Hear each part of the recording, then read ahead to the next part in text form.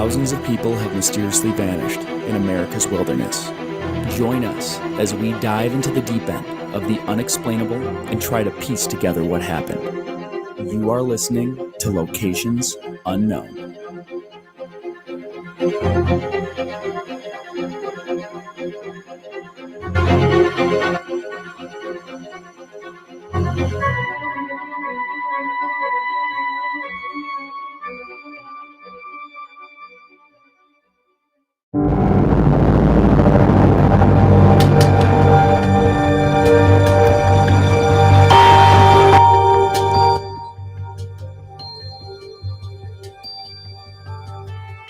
What's up, everybody, and welcome back to another episode of Locations Unknown.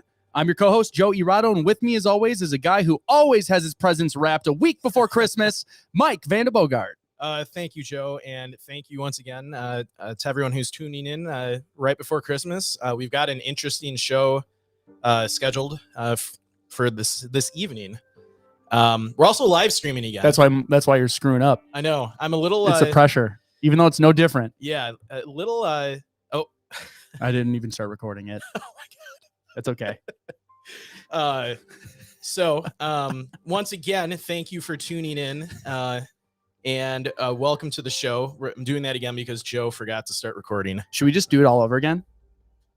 Let's do it. We can do this. Ready? Here we go.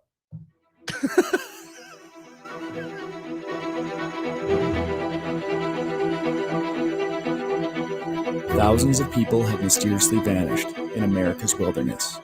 Join us as we dive into the deep end of the unexplainable and try to piece together what happened. You are listening to Locations Unknown.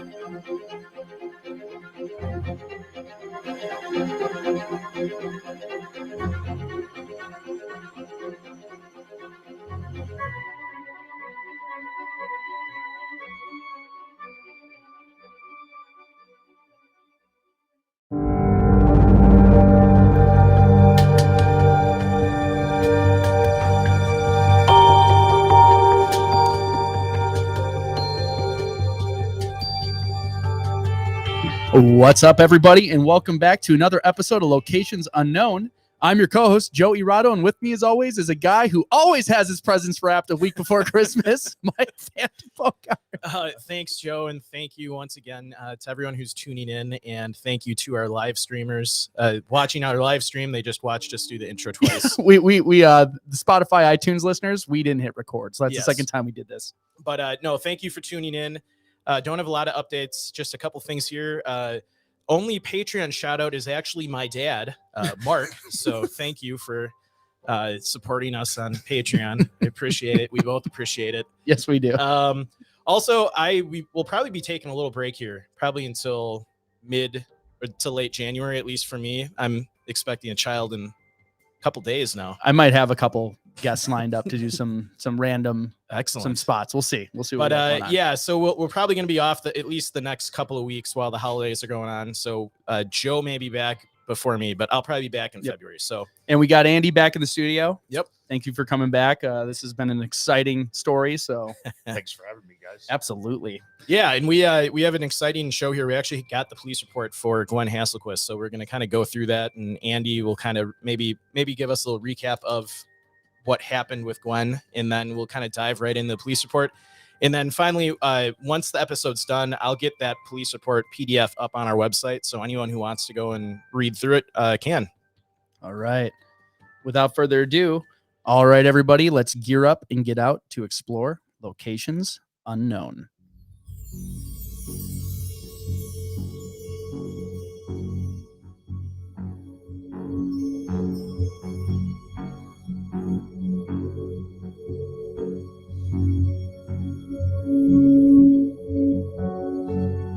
Last time on Locations Unknown, we learned about a suspicious death, a husband who remarried within months to a Kenyan woman who then fled the country, with very little coverage of the death and even less information about the supposed story. We submitted FOIA requests to fill in the gaps. Join us this week as we continue to investigate the death of Gwen Hasselquist.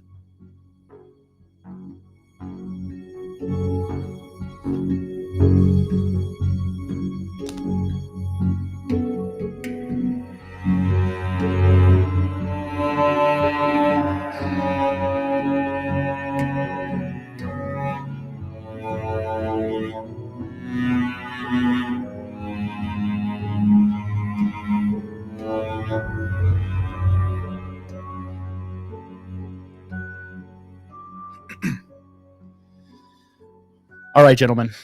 So let's cover kind of what we knew from last time. I know we've all seen the police report, so we kind of have an idea of what's happening now. So last time, and jump in if I got anything wrong. I listened to the whole episode to try and get caught up. So on March 19th of 2020, Gwen was reported missing by her husband. Was it the 19th or the 20th he reported her missing? It was like early morning, right? Right. So actually, I don't think the report came from her husband. I believe that the police found the vehicle somewhere and approached her husband about a missing vehicle. But the first post was him online. The first post is him online. Okay. On the morning of March 20th. But this whole keep your sorry. Oh, absolutely. Yeah. The whole story sort of takes place over, the late night hours of March 19th into March 20th, 2020. Okay. So we had the husband posted something that she was missing. He posted the Ring video camera that you saw that's been since taken down, That's correct. where she seemed inebriated of some sort. Yep. He had mentioned that she had taken some drugs. He said she was desperate because she had been diagnosed with COVID. And you're gonna have to try and forget about the police report while we're recapping because no one else knows about this. Because like I'm saying the things, I'm like, oh, it's all wrong. And so she removed it, and now we got the police report of all of the incidences kind of wrapping around this story. Yep, that's correct. Okay. Anything else we want to cover? So like to him, it was when we left off, we kind of like thinking he said she died of COVID because that's what he wrote in the obituary. You had made a great point of saying they don't always put the method. Yeah. So I would say that isn't as suspicious as I thought it was the last time, especially with the suicide. A lot of times they say, but like a lot of times they'll say an untimely death or something like that. They won't say it. So he did specifically call out COVID as the reason, which was kind of sketch. But yeah, no, I think that we had a lot of unanswered questions when we talked about this last time because the husband or the family had just posted that she died from COVID. Mm-hmm. And obviously we're going to go into the police report, which does completely contradicts what we thought. And I think it kind of leads us down the path of what we all kind of thought.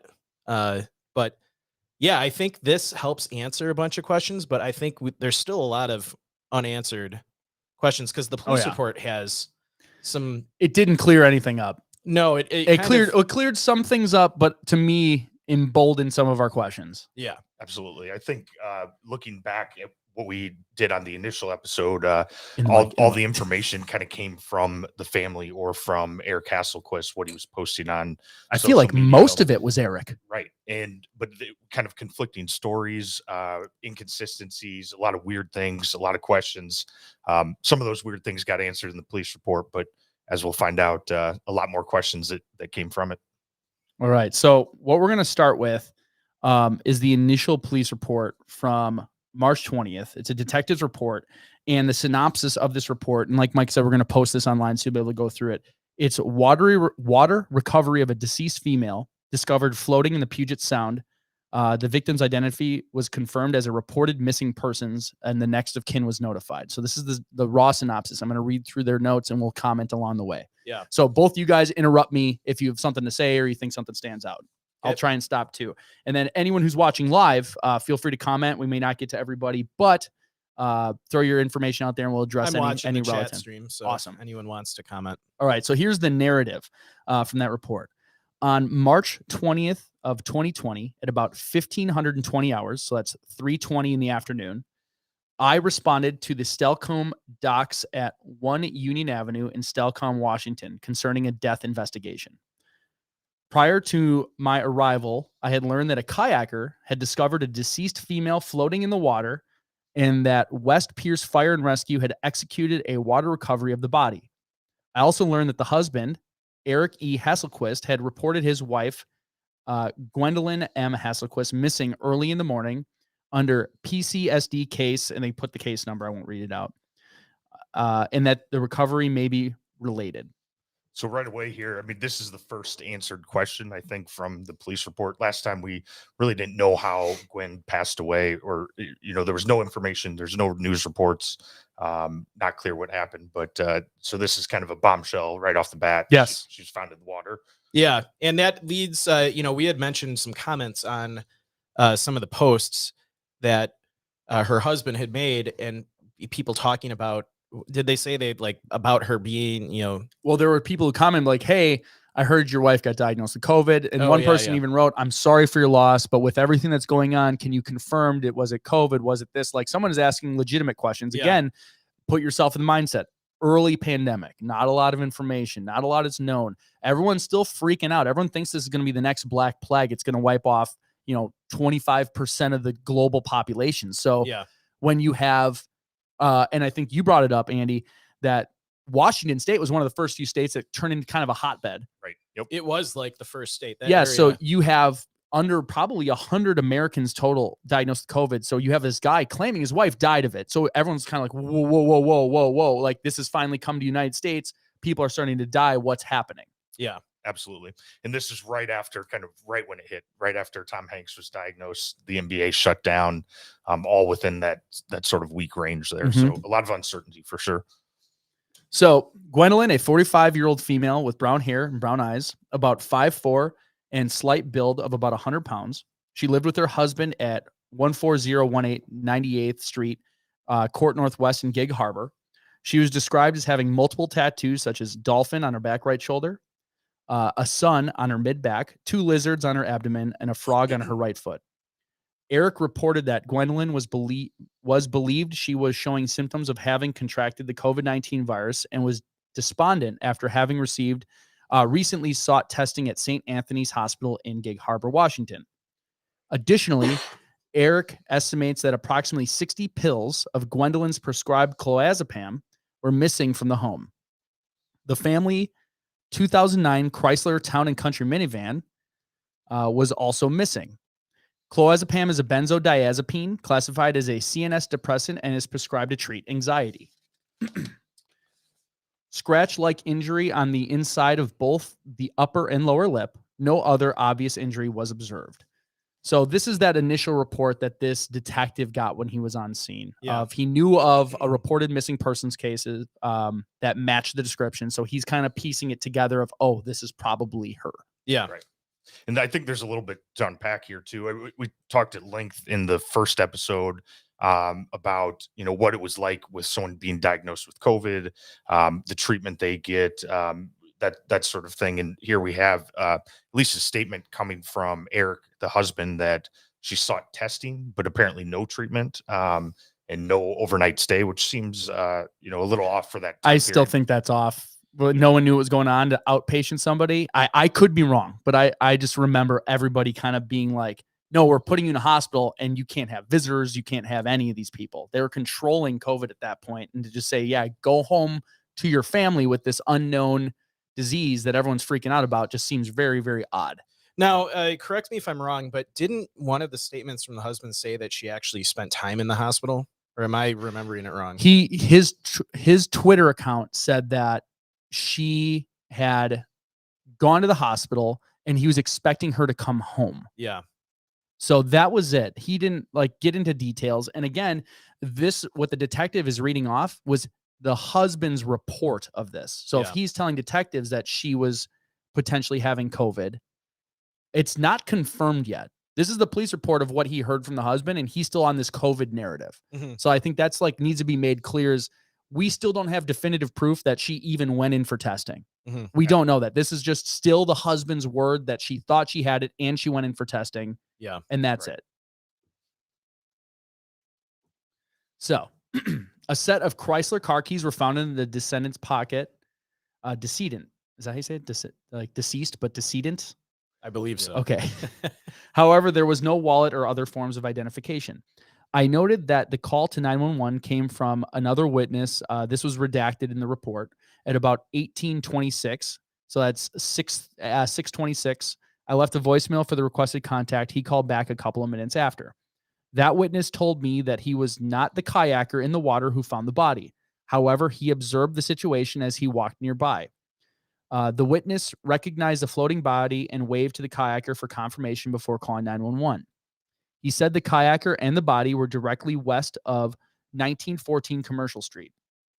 The witness said the kayaker kept his distance from the body the entire time, even during the rescue efforts. He did not observe any concerning circumstances or behaviors from the kayaker, and no one was observed fleeing the scene. The kayaker is at the time unidentified. So that was just him following up to make sure it wasn't related to the guy who was in the water. Yeah. I later submitted a request to WPF&R, I think that's Fire and Rescue, for a copy of the responding medic's field report. It was noted in the related missing persons report that the investigation had already been requested. I again viewed the Facebook video of Gwendolyn leaving her home. It appeared as though Gwendolyn may have had the observed injury to the back of her left hand prior to leaving the residence. So I think this is key. So he's noting in the video he thinks he saw the injury that she had on her hand prior to leaving the residence. And that was that Facebook video that Andy, you had mentioned that you had screenshots from. We shared them. That was the Ring doorbell. Correct. And that's no longer online. That's been pulled down from. Now the they internet. mentioned that in this police report. Did we already? Yeah. So that's him. He said, I again viewed the video. So he saw it because that was tied to the missing persons case. And he's noticing that he actually saw this injury that was on the body. He thinks he saw it in that video. Right. I think in here it mentions that she has a cut on her left hand that's 1 to 2 inches long. Yeah. They say that it appears like it's in the video, and there's actually a decent description of the video that kind of meshes up with what I had viewed when it was available on Facebook, and says it is immediately apparent that she is dazed or impaired as she struggles to fit the key in the lock. This occurs for about a minute. Interesting that the police saw the video, viewed the video, and made these notes. Certainly. Yeah, it sounds like a good detective. Like right. he's like following up on all. Like it could be like, oh, this was obvious, but he's checking on the kayaker. He's looking at the video again, looking for anything that might be off. He continues, I was unsuccessful in saving the video at the time using my department phone. I captured the video of the Facebook post and several screenshots. These video and images were later transferred to CD and submitted into property at PSSD headquarters. The case will remain active pending the ME's postmortem examination report, Detective D. Christensen. So he's got the video. I think whether it was a screenshot or whatever, he was able to download it. So that's in evidence. We didn't get that from the FOIA request. We just got these reports. We didn't get any documents other than this police report. Okay. So this is the next report, the forensics investigator. So the forensics guy who came on scene. He writes, on scene, March 20th, 2020 at 1520 hours. So that's at 3:20. I was contacted by South Sound 911 dispatch and requested to respond to 1 Stelcom Boulevard regarding this death investigation. At 1550 hours, I arrived and established contact with Detective Christensen, who further explained the incident to me. Now, Detective Christensen was just the first report that we just read. Mm-hmm. The scene consisted of a female body that was in the back of the West Pierce medic vehicle. West Pierce Fire had recovered this female from the water of the Puget Sound prior to my arrival. This female was wearing multicolored pants, a black and pink jacket over tan sweater, and a black shirt. Her left upper arm appeared to be broken. ATZET ME32 arrived and took possession of the body. I don't know what that means. I think that's his medical examiner tag, Maggie. I'm guessing ME is medical examiner, and ATZET, whatever. I'm assuming that's just whatever that department talk is. I exposed multiple digital images of the scene using a Nikon D3300 set on autofocus with a Nikon DX AFS Nikkor 18 to 55 millimeter f1x3 5.6 G2 or DX AFS Nikkor 55-200 millimeter. I'm going to skip the rest of it. You get the idea. He's explaining the camera he used. He used a fine resolution format at 13.5 megapixel sizing. The built-in auto flash or attached speed light was utilized as needed dependent on ambient light availability. Images were captured on a 2 gigabyte compact flash card and transferred to the case image server. I cleared the scene at 1730 hours. Anderson, he puts his number, forensic investigator. So basically he says he's got the report from Detective Christensen. He took a bunch of photos with his cameras, transferred it into evidence, and cleared the scene, essentially. So now I have a narrative from the report on March 24th. I think this is Detective Christensen again. Let me look at the end. Yes, this is Detective Christensen again a few days later, March 24th, 2020. On 3/24/2020, I received the requested medic field report from the West Pierce Fire and Rescue. The field report indicated that fire and rescue dispatch time was at 1419 hours and arrived on scene was at 1427 hours. An official time of death was noted at 1507 hours by Dr. Hersing at Good Samaritan Hospital. The field report was downloaded, transferred to CD, and submitted into property at the PCSD headquarters. At about 1115 hours, I phoned WSP and requested a copy of Trooper Knox's collision report and any related documentation regarding his investigation prior to the recovery of the descendant. I was provided contact information for Trooper Knox and the WSP Public Disclosure Office. I sent the request to both contacts via department email. I was provided a CAD readout of the WSP incident, and Trooper Knox later supplied me with documents related to his investigation. Such documents included an incident report, a typed statement from assisting Gig Harbor PD Officer Irwin, an impound form, and several scene photos of the involved vehicle. So now he's talking about this crashed vehicle report. The Chrysler minivan. Exactly, which Yeah. we knew nothing about. Trooper Knox documented that he was dispatched to a 2009 Chrysler Town & Country parked mid-span of the Narrows Bridge eastbound around 017 hours. So this is 12:17 in the morning on March 20th. So this is after that Ring video occurred. After the Ring video occurred. Yep. Yeah, when the actual video occurred. Yep. Not when it was posted on social media, when the recording occurred. Right. The caller reported observing broken glass in the roadway and a black male near the vehicle. Trooper Knox arrived at 020 hours, so that's 12:20 in the morning on the 20th, and contacted Demetrius C. Jackson as he was reaching into the vehicle. I think this is the first bombshell here from the report, right? Yes. Eric Hasselquist is definitely not a black male. And we see that with this Demetrius Jackson, who happened to be at the scene of what appears to be an accident with the van reaching into it as the officer arrives. Yeah. Plus, if you look at this bridge, and what we'll do is I'll pull it up on Google Earth because I have these saved. It's not a small bridge. So, like, Right. why is this guy in the middle of the bridge at midnight? Right. Yeah. Basically there. So Demetrius' behavior was erratic, as issues of both alcohol and mental health was suspected. He claimed to have been offered a ride by a female driver in the minivan, and he asserted that there was another passenger in the back of the car. That's the bombshell. Right. The female stopped the car, got out, and gifted Demetrius the vehicle. Officer Irwin documented that he contacted the minivan's registered owner, Eric E. Hasselquist, at home around 053 hours, so 12:53 in the morning. Eric maintained that his wife, Gwendolyn Hasselquist, was home and with him, and he was noticeably unfazed when advised his vehicle had been stolen. Right. So we have this guy who's posting his wife's missing. When the officer calls him and says, "I have your van mid-span," he said, "I'm home with my wife." Not "I'm at home and my wife's not here." He asserted that he was with her. Right. Absolutely. And I think it's interesting that they note that he was noticeably unfazed. Yeah. Your car's been stolen. Oh, okay. Right. In the middle of the night, the police knock on your door. Your car's been stolen, found at the bridge, and you're unfazed by that. Yeah. Well, and so I don't know if he went to his house. It just says he contacted. I guess he could have. My thought process was he got his contact information and called him. So I think there's a little bit, and we'll get to it in the police report, but there is mention about him not confirming that Gwen Hasselquist was in the house at the time. So I don't know if he was reported her there. missing.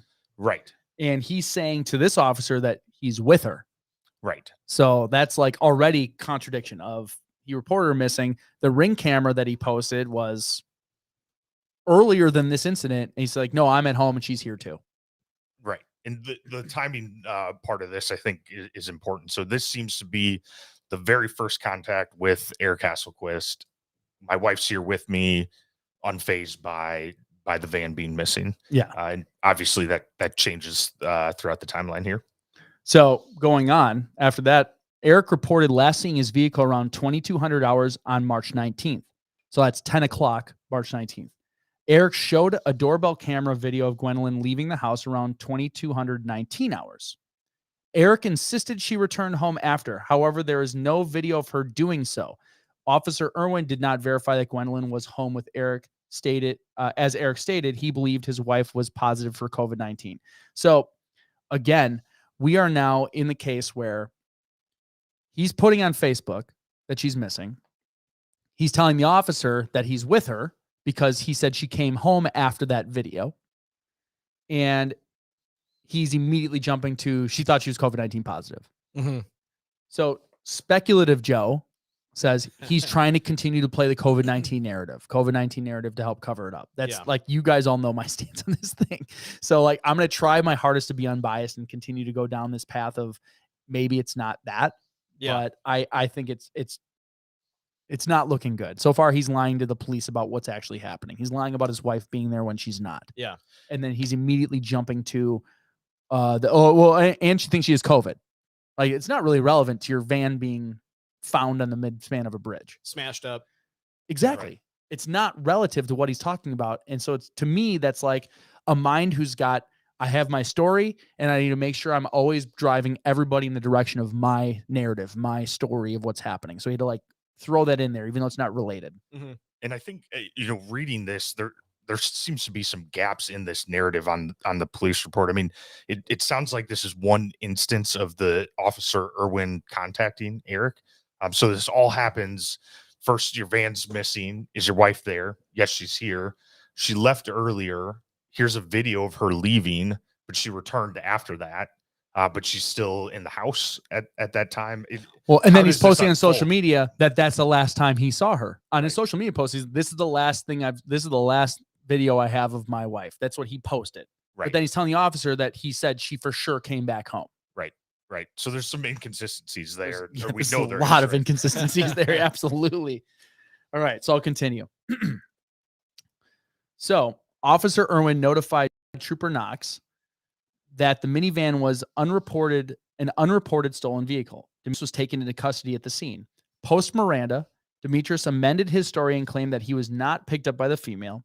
He said the female in the minivan was unresponsive when he told her not to park on the bridge. Demetrius walked towards Jackson Avenue, but returned to check on the vehicle and its occupants. So he is like stating that there's two people. But of course, with this story, he also seemed like he may have been drunk and had some mental health issues. So you can't, like, if I'm going to be consistent and try and be truthful, his testimony really doesn't, you can't take it as like sound. It's a drunk guy with mental health issues on a bridge, but he's very positive. There was another passenger. He's saying he went to check on the occupants. He's going there assuming there was two people in that van. Right. And I think in these couple sentences here, there's just kind of three things that jump out to me. First, we have post Miranda. So this is a Miranda warning was given to Demetrius, which means, he was under custodial interrogation, perhaps arrested for something. Yeah, it says he was taken into custody. So I don't know if that means he was actually handcuffed or at least just brought there. You're the lawyer. Could that mean he was just like, hey, sit down? Yeah, I mean, you could be invited into custody, but the moment that you're not free to leave and they give you your Miranda rights at that point. Right. So we know it got to that point, right? And what this was for, it remains a question because, was it a breaking and entering sort of thing? Did they suspect that he was involved in the missing persons case? Kind of unclear there. You think there's a guy on a bridge with a car that's been in an accident. It's parked in the middle of the bridge and it's the only guy there. Right. So that's suspicious. So I don't see any fault in them. Like, all right, this guy might be involved somehow. Yep. They're coming in completely blind. Absolutely. No, it completely makes sense there. The other thing, and you just hit it, Joe, is this says that he approached Gwen about not being able to park the vehicle there. But what we have is a description of a single vehicle accident. I know there's somewhere in the report, there's info of the windows of the vehicle being blown out. And they said there's broken glass all over the place. So like it had some sort of an accident of some sort. Right. And I just find it interesting that we're talking about parking the vehicle, right? If there was an accident here on the bridge, that wouldn't be the word I would use to describe where the vehicle is, right? Yes. Yeah. And the third thing here, and we'll see it throughout, is that, notes that Demetrius amended his story. We're talking about the substance and mental health issues, but I think there's 3, maybe 4 different stories that seem to come from him. And so you got to take each one with a grain of salt, but definitely interesting that one of the stories is there was someone in the vehicle as well. Well, and that's the one thing I noticed, and we'll go through this. There's consistency among those stories. And I was not a paramedic, an EMT for a while. And we were taught, and after time, I did it for about 4 years. After time, you start to understand what you should believe and what you shouldn't believe. Okay. And when there's people telling stories and the stories are changing, You can always find consistencies among their different stories to find the nugget of truth. And the one thing he is consistent on amongst the stories that there was definitely not one person there. He's not 100% sure. Again, I got to play devil's advocate. It's a drunk guy with potential mental health issues. But he's always referencing more than one person. Right. Right. And I think there is one moment where he kind of recants on that, but there's definitely, what we're looking at is uncertainty on that for sure. Absolutely. So after they said this is Demetrius telling the officer what he did. He said he walked towards Jackson Avenue, but the return to check the vehicle and its occupants. He noticed a dark figure over the guardrail, which then disappeared. He could not say the figure was female driver or if she had in fact jumped off the bridge. Demetrius assumed she had jumped. He maintained that the minivan was a gift because I thought it was her last dying wish. So he just thought he was getting a free car out of this whole thing. Which is, I mean, that alone, I don't know, that's kind of weird. Drunk guy, like I'm guessing maybe homeless, mental health issues. I guess. Like he's looking at it like, this is my car. She said it was mine. Like it's mine. Like I could see that downtown Milwaukee, somebody would totally do that. Yeah. Like, if car's sitting there and there's no one around, be like, oh, they said I could have it. Like, right. Opportunity strikes. Well, and I think he's maybe backtracking a little bit too. If he's been arrested or he's at least being interrogated here, and it's I wasn't stealing it. I didn't do anything wrong. That's a great point to say like, hey, this I didn't crash this. I wasn't stealing it. This was a gift. Right. Yep. But he didn't even have the keys because it was on her body. Right. All right. So Trooper Knox later learned that Gwendolyn had been reported missing. Demetrius was released from custody. Demetrius ID'd Gwendolyn from her Washington license image as a female he had interacted with on the bridge. So he did confirm that they showed him an image of her, and he said, yes, that's who I interacted with. Right.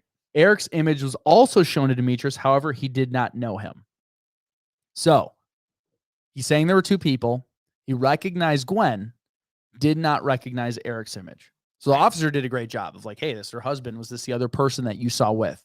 He could not confirm that. He didn't know him. And another thing here that I think is interesting as well is we have that Gwen was reported missing. It doesn't say who reported her missing. I mean, I think the presumption is that it was Eric, but we know from the timeline that first, officer, I think it was Irwin or Knox, had asked Eric if his wife was home. And he says, yes, she's home. He leaves without confirming. Now he's missing. Now she's missing. And presumably Eric was the one that reported her missing. What changed in that time? Yeah, we're talking like an hour right. of all this happening, of him making contact with the car, contacting the owner saying, I'm home. My wife's home with me. Yeah, she left in this Ring video, but she totally came back. She's here. But now he's tying it to a missing person. Right. So like, this is not adding up. And it's such a small amount of time that occurred. It's not like, did he wake up and then, oh, she's missing. I'm going to report it officially now. Yep. It's a little shady. And whether or not the officer was, coming to the house or calling Eric, are you not confirming that everyone is in your house when your vehicle is reported missing? We found your vehicle somewhere. Seems like the first step you would take is making sure. Think about it. We're all married. If you get woken up at midnight and it's a police officer saying your van is smashed up in the middle of a bridge, like, a few minutes from your house, and we have a report that your wife was involved and she's no longer here, I'm going to freak out. Like, I'm going to freak out. I'm not going to be calm unless even if she's right next to me, I'll be like, oh, thank God she's right here. But why is my van there? And his report was he seemed unfazed by any of that communication. That is a huge red flag. That either he's guilty or a huge sociopath, which even then, like, if you're a sociopath, it's like, who stole my car? Like, I don't know. That just, everything's not lining up here. And I mean, devil's advocate, or to play fair, it's the middle of the night. There are surprises. It could be, it's hard to attribute an attitude to Eric at this time. And, being unfazed is maybe just not comprehending the situation, right? But I think it's important that the whole unfazed language is completely contradictory to what we see on social media afterwards, right? He's showing great concern for his wife. He immediately posts a video of her missing, asking for help finding her. That's not someone who's unfazed. So could you pull up the images from Facebook while we're just talking to see if there's timestamps. And when he posted like she's missing, she's gone, just to see what day it was or even relatively what time. Like, did that all start posting after this whole thing unfolded? He's like trying to start make a story, or was it like, was he posting before, hey, she's missing and I can't find her? I'd love to know that. I know I saved it on our Facebook page, so the images are there, but I mean, most of the posts are still up on his Facebook Live too. So yeah, I mean, I really get the impression that he fled the country, because he was very active on social media, you know, up until probably earlier. What gave you that impression? The quote that I'm leaving the country? Maybe. But I mean, his posts kind of just dry up. You know, so I think yeah, he went dark. spring of this year. Yeah. Right. Yeah. And I do have up at least the video of the ring video that was posted, and it's from like 5:45 a.m. And so we're talking on the 20th. right? Okay, so after all this craziness occurred, he makes a post that this is the last I've seen her. Sure. So it's in between. He's told the first contact is at 12:53 a.m. on the 20th. Yes. The post of the video and then kind of the flurry of social media posts occur in the early morning hours of the 20th. But the body wasn't found until that afternoon. Yes. So that's kind of where it fits in. He posted that saying this is the last time I saw her. He just told the police officer at midnight that she left and came back. Right. So if he's saying, granted, it's social media. Right. So again, I'm going to try and play devil's advocate. He could have just said, this is the last time I actually saw her. Maybe he thought he saw her and he was sleepy or whatever and thought she was home and he was just in a daze because he was tired. Okay. But he told the officer that she did leave and that he was sure she came back. And then in the morning post, he's saying, this is the last I've seen her. Right. So that already right there contradicts what he's telling police versus what he's posting on social media. And we touched on this a bit in part one, but shortly after he posts the video of Gwen and asks for help finding her, we have a post from 7:30 a.m. So 2 hours later. Today, I've watched the sunrise, knowing that likely my love didn't get to see it. I am broken. And so this is before bodies found. Shortly, it's within 7 hours of the police first contacting him, and it's a pretty big change in kind of attitude, at least from what we're seeing on social media. That is a great point, because you said he posted like 5 a.m. the video. The video's at 5:46. So only like an hour later, he's like, oh, she's probably dead. Right. Like he basically has just learned, like if we're to believe that he's not involved, he learned that she had gone missing around 1 a.m. At 5:55, so like basically 6 a.m. He's posting to social media that she's missing. Have you seen her? And then an hour later, like, oh, she's dead. Like she didn't make it. Like he gave up hope pretty dang quick for somebody who doesn't know what happened. Yeah, I think it's hard to know what was communicated to him too. So, we have Demetrius, the individual who's reaching into the vehicle. He's been interrogated, perhaps arrested, and he's saying that he saw a figure disappear off the bridge. So, this could have been communicated to Eric by the police at some point in time that, hey, there was a witness there who says your wife disappeared from the bridge. But there's also a lot of questions. Then why does he post she's missing? Has anyone seen her at 5 a.m.?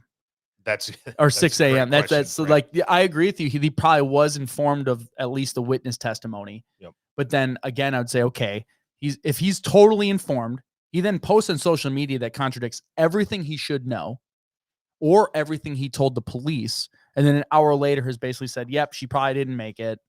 This is over.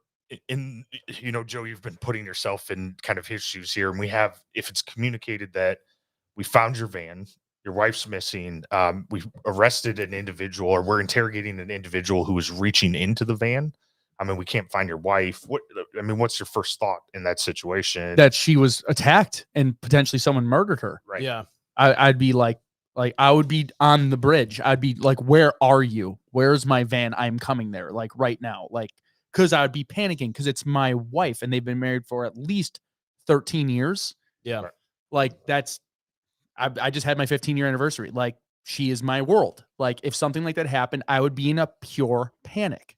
And I'm a pretty calm guy. But like, if I woke up to that call, I would be freaking out. Yeah. And here's the deal. Like you said, he noted that he was noticeably unfazed. That is a police officer saying noticeably unfazed. They see lots of crap. If he's commenting on a police report noticeably unfazed, that means it rubbed him weird. And that's where these types of guys, especially detective, there's a lot of hunches you have for how much, even if he's new, it's he noticed something strong enough to put it in the official report. Otherwise, that's an innocuous thing to put on a police report. Well, and I've seen enough of those TV shows. You're gonna go. Enough of those Law TV and shows. Order. No, like the what is it? The like real ones, like yeah. cops. the first 48 hours. Okay, where they're doing real case, not actors. It's real police, real cases. It's real cases, and one of the kind of themes is when someone is, guilty of murder, they do act. You don't have to hide it. You can pour it on the table. We're having whiskey. It's fine. This podcast is not made for kids. I Yeah. thought. All right. Sorry, Mike. No, I completely lost my train I'm sorry. of thought, but You're yeah. watching the first 48. No, it's just like when the detectives in those shows make comments like, "Oh, his daughter just died and he seemed unfazed." Like that is kind of a tell. I mean, Yeah. most normal people are going to be just distraught if someone goes missing. If I found out you died, like you're not my family, but we've been friends for a long time, like I would be very distraught. I would. I Like, would hope so. but I'm just saying, like, we're not blood related. Yeah. Like, we're not like, you're not my child. You're not my wife. And I would be like, if someone called me, I'm not like, your man child. if somebody called me like and said, Mike just died, his car's crashed on the bridge, Yeah. I would probably go out because Yeah. you've been a friend of mine for what, 20 years? Yeah. Like long time.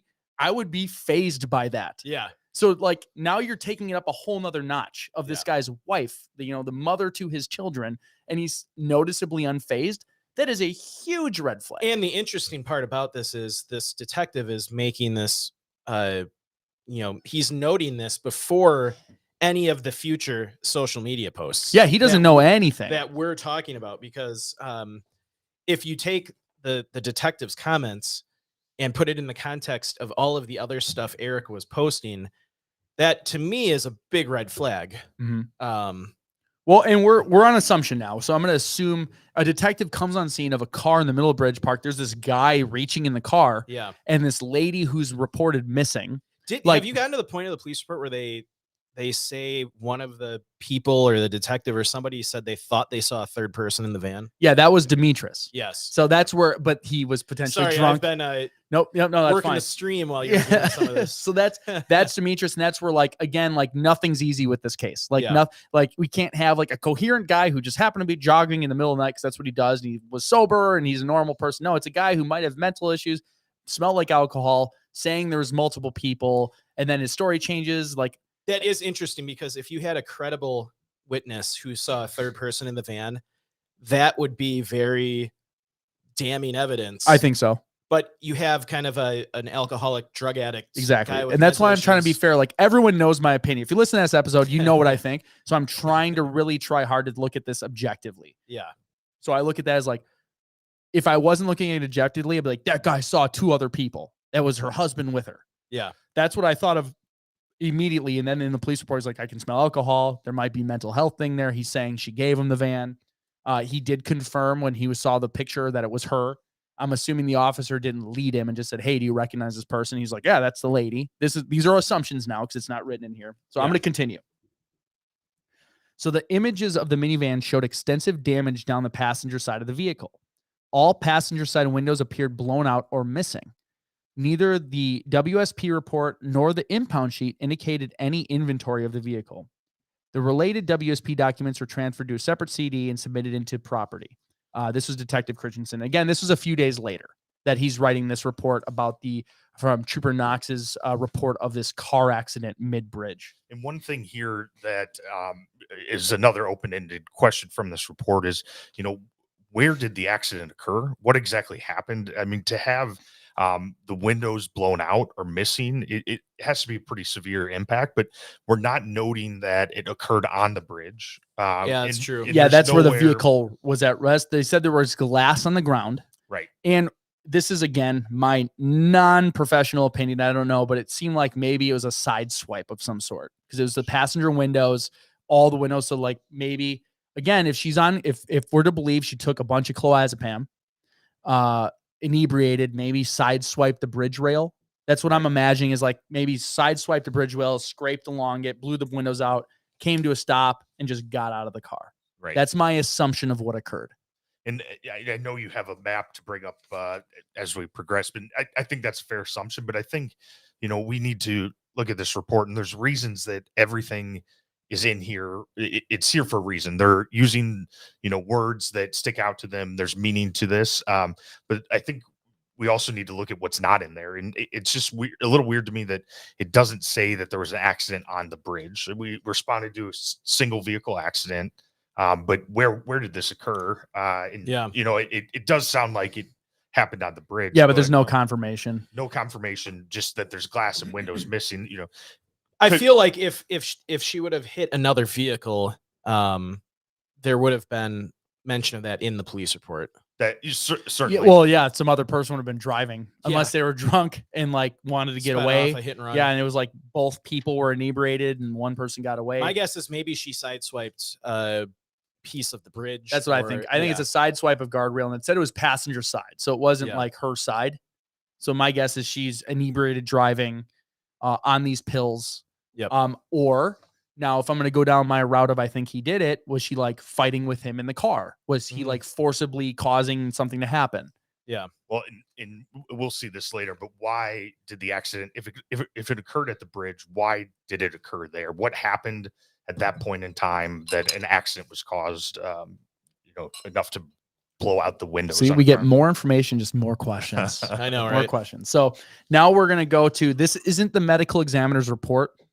This is the detective's read of the report. So he's putting in his own report saying that he read it. So on 8/25 of 2019, he put 19. I think that was just a misprint because I copied this directly. Yeah. I received and reviewed the postmortem examination report of Gwendolyn M. Hasselquist. The examination was conducted by Pierce County Medical Examiner Dr. Thomas Clark on 3/23 of 2020. The ME report indicated the following: cause of death, multiple traumatic injuries due to fall, manner of death, suicide. Additionally, clonazepam, a Schedule 4 benzodiazepine derivative, was detected in the descendant's blood. The ME report was submitted into property at the PCSDHQ. This investigation will be cleared, exceptional resolved.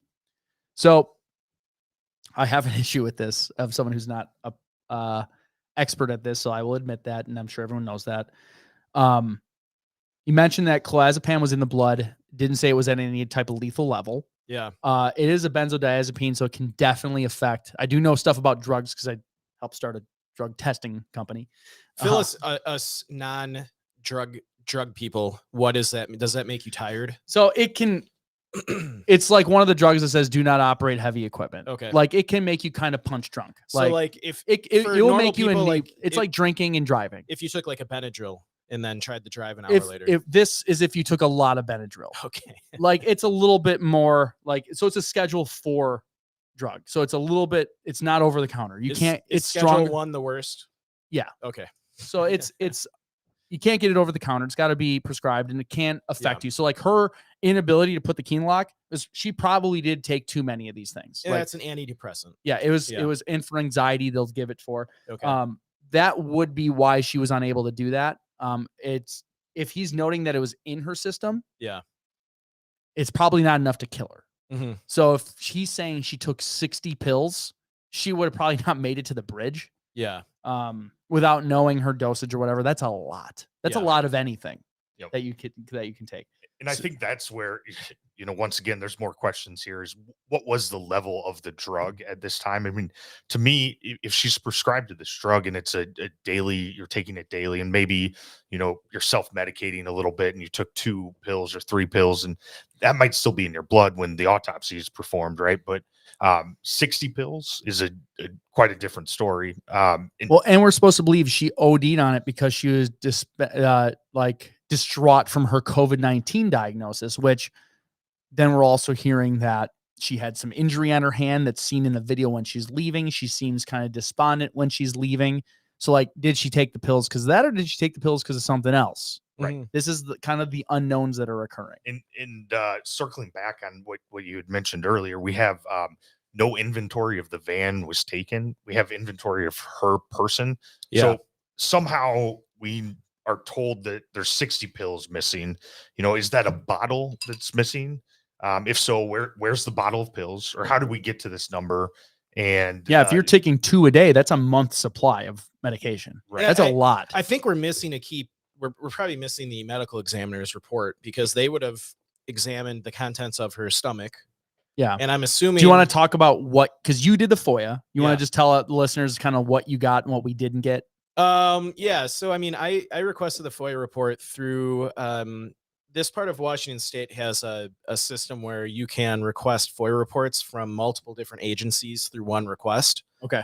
So I requested I requested any document related to, I supplied her full name and date of birth and a rough time frame of what, I gave like I think I tried like a week, like, at least So 7 days. anything with her name from any department. I requested any document from the departments that are represented by this system for Gwen Hasselquist. So does that include DOT, the police department, fire department, medical It would examiner? include anything that one of those police departments would have in their system. So Okay. police report. I don't know that a medical examiner's report would, show up in that. I don't. Okay.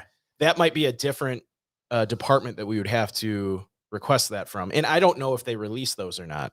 have you gotten denials from any of those, or are you just still waiting on? I'm still waiting. So this is all they supplied, and it took a while. It took several weeks, and no explanation of this is all you're getting, or there could be more stuff, or It's just, here you go. I got an email that said your request has been updated, and then I logged in and this PDF was attached with no explanation, or like, this is all we're giving you, or anything. It was just like there.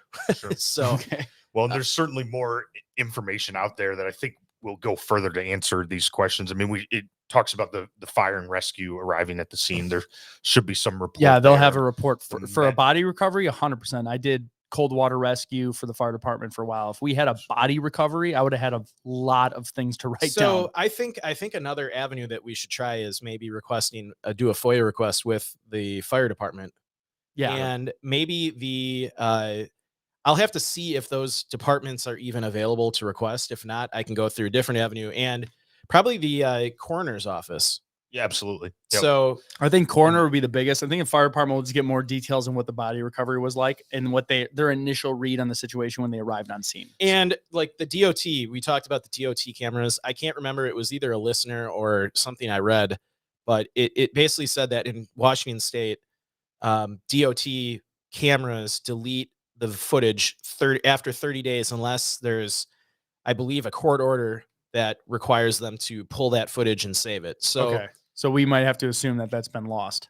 we might have to assume that, at the time of this investigation, if it wasn't a criminal investigation, they may not have had any reason to.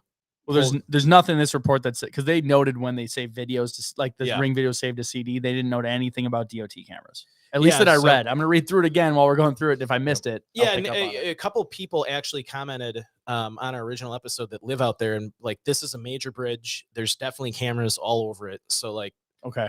it would have recorded the van, going, across the bridge and potentially hitting a guardrail, or, all that kind of stuff. So there was at some point video footage of whatever happened. This is what's great about having lots of fans.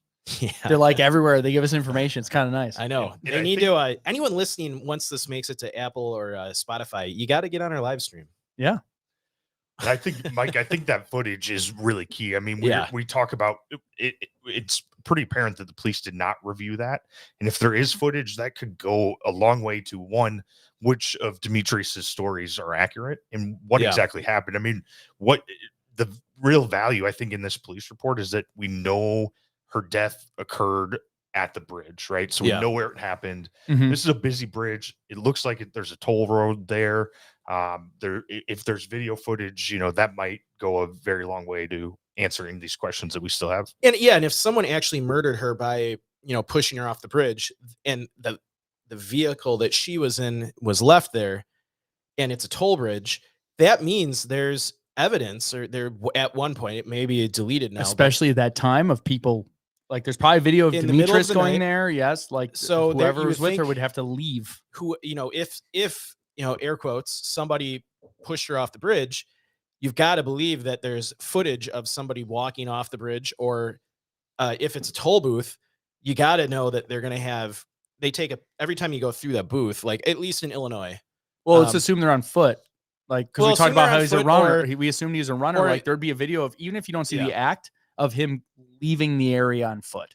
Or even if he was in another car, you're going to see when they go through that toll booth, they take a picture of the license plate, and the person, the two people in the front of the car will be on that picture. Yeah. So it's the only thing I can think of is this wasn't a criminal investigation at the time. So the evidence maybe at that time was suicide. And, probably any police department is probably, they've got a lot of stuff they got to take care of. Especially during COVID when everything's Yeah. crazy In the and beginning nuts. of it, Yeah. And the when- medical examiner's like, all right, she obviously jumped off a bridge, whatever. Yeah. Like, And I'm not going to look too much into this. Yeah. And, they just like, all right, it's a suicide. We can't spare detective time in hunting down DOT footage and, toll booth footage. Yeah, we can't pass up on the idea of what was going on Yeah. at the time. Right. Everything's shut down. Everyone's home. Everyone's confused. Everyone's scared. No, like it's And I mean, it's a new pandemic. Everyone if- doesn't know what's happening. If this would have been a criminal investigation from the start, you would have detectives going house to house, be like, hey, do you have do any of you have Ring cameras? Do you have, like a Nest camera that watches your house? Like any kind of security footage that would have showed the road, so we could like see like exactly when Sure. she left. And I just think, yeah, probably they just weren't treating this like a criminal investigation. Resources are limited, and they're just like, yep, suicide. All right. Yeah. And I don't know. I've been kind of trying to maintain the stream a little here, but hey, I don't know if you've gotten into the final. Oh, couple no, paragraphs. I'm not. I'm not. Okay. I got the whole last report right here. Yeah. So this one was on August 25th, 2020. So this is a few months after the fact. The synopsis is labeled as additional investigation. So this to me, and you'll see it at the end, but this is obviously not necessarily sitting right with the detective. So he wrote in the narrative, please note for consideration that during the course of this investigation, a number of family, friends, and citizens familiar with Gwendolyn came forward with concern that her death was not an act of suicide. In brief summation, it was relayed to me that Gwen had recently confronted her mother about historical sexual abuse as a child by a male parental figure. So this is Gwen going to her mom like she was potentially abused as a child herself. Yeah. She was known to be in therapy and was doing well. Gwen was reforging old familial bonds, expressed a positive and optimistic outlook in life, and was making plans for the future. It was discussed that she would never abandon her children intentionally. So this is signs of somebody who would potentially not commit suicide. People that commit suicide start giving away their things. They're obviously not planning what they're going to do in the future if they don't expect there to be a future. It's just those little red flags that you see of someone when you see someone who actually commits suicide. And you kind of see that after the fact. Yeah, they're like, oh yeah, they started gifting their most prized things away. They remember in the last episode we said she would have left a note. She was kind of like an artistic type person, a very theatrical type person. Like it's very common for someone, especially like that with family, to leave some sort of note behind. And she didn't do any of these things that would be considered quote unquote normal for someone who's going to take their own life. And we have reforging old familiar bonds. And you know what? That's interesting to me for a couple of reasons. In the first episode, we kind of talked about how the obituary doesn't speak of anyone who survived Gwen. We weren't certain if she had family members that were kind of acting as advocates for her here. And it sounds like she was making efforts or working back to. Oh, it sounds like she had a lot of friends and family, and they weren't mentioned by the husband in her obituary. Absolutely. Why not? Now, Andy, I know it's been a few weeks since our first episode. I know you're a lawyer, so you're very careful. And before Joe wraps this up, we're not close to being wrapped up. I You're know. like rushing me here. No, sorry. Look at how we have another whole page. Oh wow. Yeah. Do you want to continue or do you want me to wait? I'll continue here. Okay, go. this is the first time I've Joe in a while that this is your episode. Yes. Yeah. So Where I've done the work. yeah. But Andy, so is there any, now that we have a police report and the suspicions we had in the first episode are kind of, this police report, and we haven't even gotten to the good part yet, but this doesn't make me any, like, my suspicion from the first episode, I'm not any less convinced. Is there any information from your sources, who obviously you can't name, is there any information that you can tell us? And I know you've told us stuff offline, but anything you can tell us that when you first were told about this case that you can kind of mention now that this police report's out here, that, you know, like, friends and family of her were concerned about something nefarious happened, you know, and is there anything you can kind of share along those lines? Well, so I think there's a lot of places in this police report that kind of confirm things that had been relayed to me, or thought processes that we had either discussed in the first episode, or kind of thinking through. And, you know, one of them is this reforging the familial bonds statement. And the other is these people reaching out with concern for what happened. And really what I think it does is kind of, hit the nail on the head that there's questions here, and people at least noticed these questions, and had concerns about them. And I think one of the things that we had talked about in the last episode was, what information had the police looked at? Did they know anything after the fact? With the marriage, the posts about finding a woman, leaving the country, and now we know that there's some of that there. And as Joe's going to continue here, the police have some red flags. Yeah, and I mean, he's opening this on the 25th of August. So it's clearly in the back of his head at least, or information's been coming in over time. And maybe it's, again, you talked about like the first 48, this is long past when this occurred. So he's already kind of behind the gun when it comes to investigating this. So it's more like, I have to put this out there, almost like a conscience type thing. Like, this could be something more than just that. So I'll continue. And this is after it said she would never abandon her children intentionally. I'm assuming this is words coming from her mother or friends or family. Yeah. Additionally, it was relayed that Gwen's husband, Eric Hasselquist, has a concerning history and has acted strangely since Gwen's death. He was described as an alcoholic. I located local history of a DV-related issue where Eric had allegedly assaulted Gwen after he'd been making suicidal ideations while they lived on a JBLM military installation. Eric had insisted that. Go ahead. Here quick. Just so there's a couple of things here that just really jump out, and it's more coincidence sort of things, but also it affects the bigger picture that we're looking at here. And one, we're talking about a domestic violence incident in the past, right? Mm-hmm. That seems to be something that would be concerning, at least looking at the whole circumstances here. Second, the domestic violence situation happened after Eric was having suicidal thoughts. Yeah. Which, I don't know the stats. He's not the nice guy he's making himself out to be. Right. And then when we're talking about suicidal tendencies between a couple, both him and her, apparently, where her friends are saying that now this isn't Gwen. She's not suicidal. She would never commit suicide and leave her kids. And we now have information that he may have been suicidal, or at least in the past struggled with that. Yeah. So, okay, I'll go on. Eric had insisted that Gwen was despondent over what he assured was a positive COVID-19 diagnosis and was therefore driven to suicide. In the days that followed, a family pet died, and Eric was quick to explain on social media that this pet was also taken by COVID-19. Eric began isolating the children from Gwen's family and friends. That is a bombshell to me. He's just blaming everything on COVID. She got COVID, so she committed suicide. And then a pet died, but it was also COVID. Right. But he didn't get COVID, and the kids didn't get COVID. That's pure insanity. That is, again, confirming my bias. I might be too biased, but we now know that pets don't get there was a couple animals that got COVID. There was like a zoo animal that got it. No, I think the animals can get COVID, but okay. But this was early COVID. We didn't know that yet. Didn't He's know like, that yet. yeah, this pet died And- of COVID too, and so did my wife, and she committed suicide. Like everything's COVID related. And it's almost like everyone's scared of COVID. I can blame COVID and I'll be okay. That's what it seems like to me. Blame COVID on everything that's going wrong, and I'm actually the good guy here.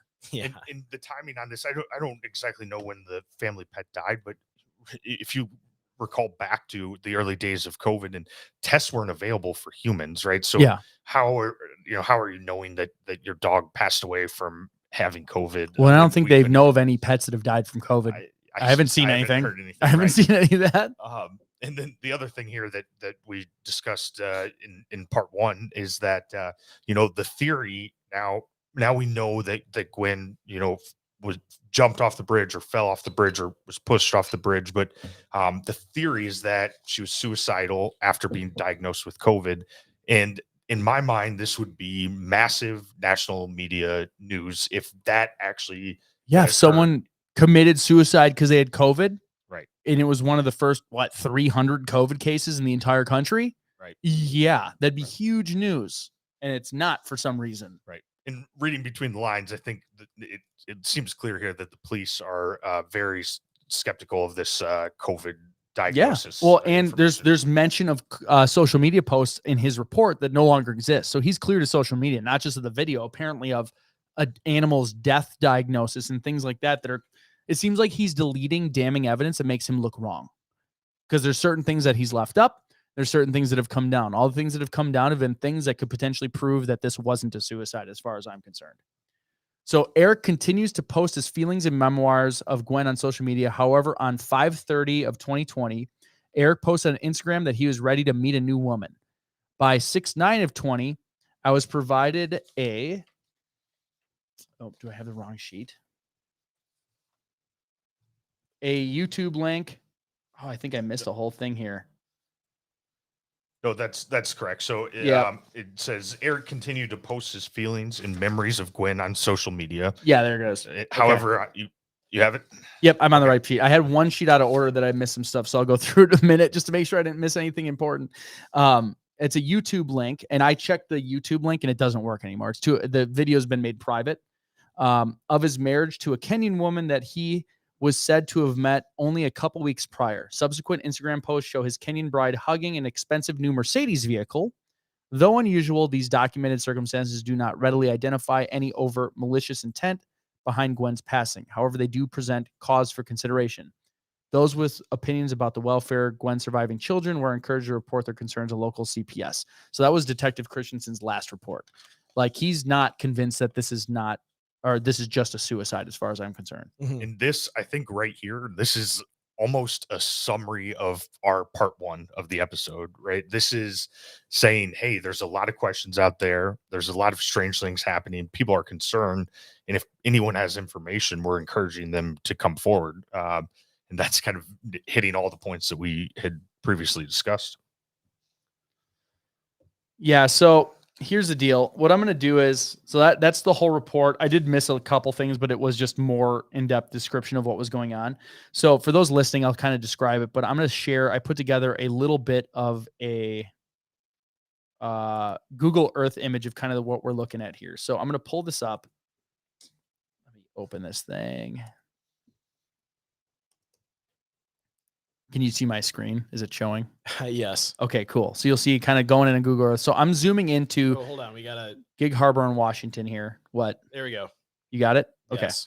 So what we have in Gig Harbor is we start at Gwen and Eric's home. And let's see if I can zoom in. This is all new. This is new tech we're trying out here. So we see their house over here.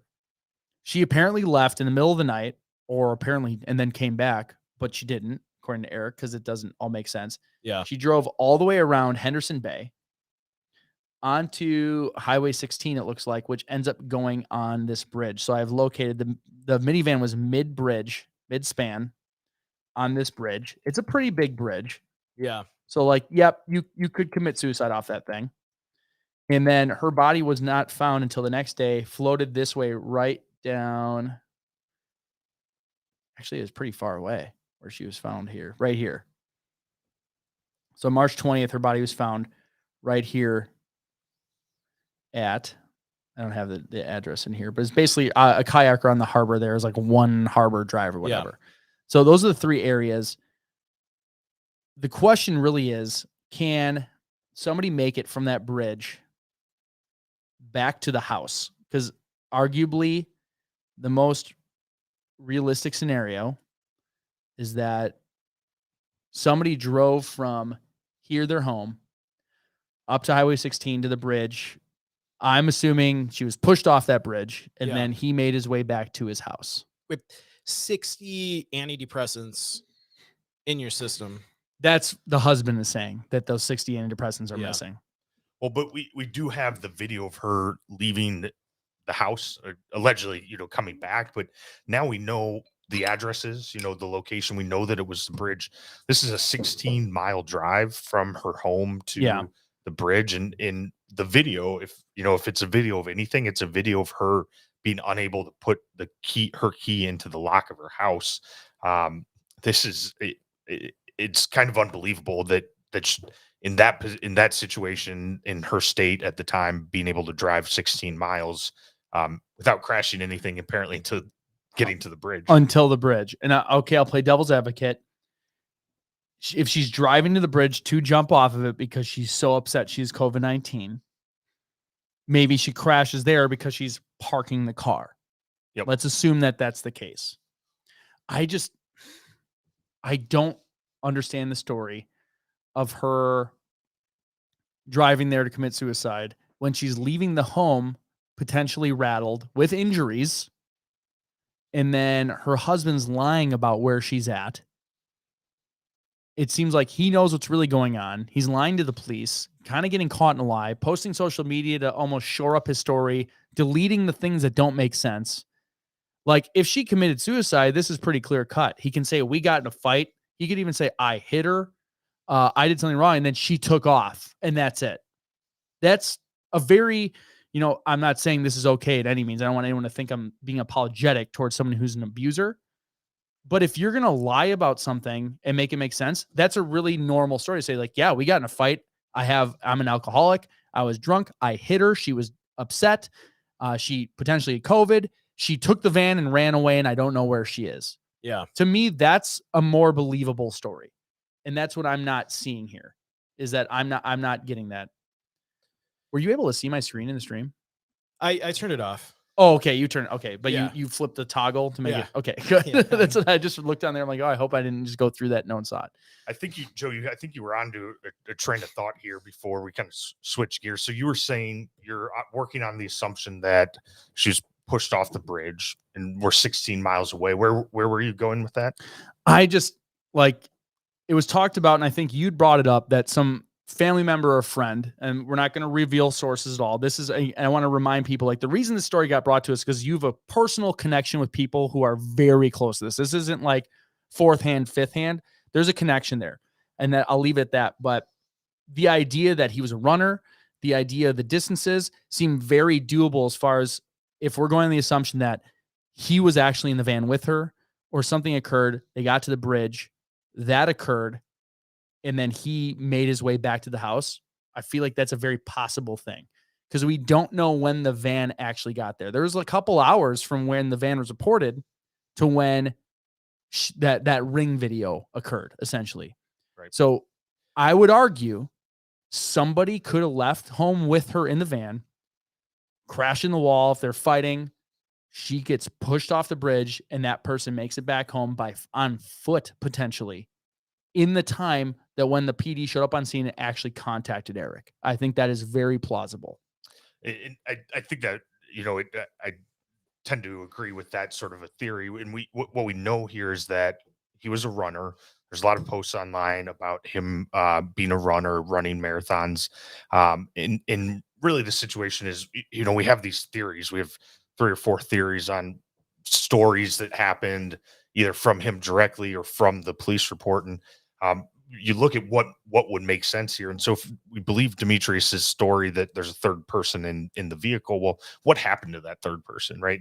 And maybe there's DOT footage that can show this, but you really, if you're kind of positing options here, that person needed to leave the bridge. The question I have too is, though, what is his motivation to say there is a third person? You know, like we've talked that he was an alcoholic, he had mental issues, maybe a drug addict, whatever. Mm-hmm. What would be the motivation for him to say there's a third person even in the car? I mean, I would argue there's motivation to not say there's another person. If you're trying to go and say, oh, she gifted me this car, it was just her or me, like saying there's another person there would just muddy the waters for that individual. Now, again, we can't assume he was thinking clearly. And the other question is, if there's a third person in the car, if I'm a third person in a car and the car is being carjacked, I'm going to try and stop it, maybe not, but that just seems, it seems like a detail of the story that I don't understand why someone, even a drug addict or an alcoholic or someone with mental issues, would make that up. Like, why would they even think that?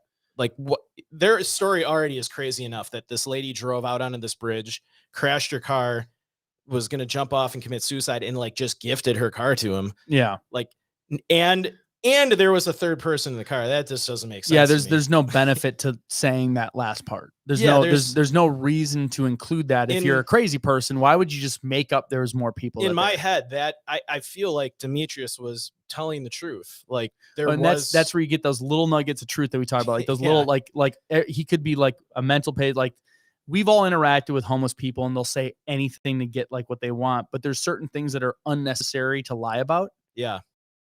And that's where you find those little nuggets of truth in there. And I agree with you on that. Like, there's no reason to just say, oh, I think there was another person there. I didn't get a good look at him, but there's no reason to say that. And why would he even say that? So like, to me, that little nugget of information in the police report that we talked about earlier, where he mentioned a third person in the car, I feel like he's telling the truth because he's already telling a crazy story about the car, like getting gifted to him. There's no motivation for him to like, I'm trying to run through all the different angles of why you would say there's a third person in the car, and none of them get me to, I'm not going to get arrested for stealing a car. Yeah. So I don't know why he would even bring that up. If anything, a moment of honesty, and it just slipped when he said, hey, there was a third person in the car. Yeah.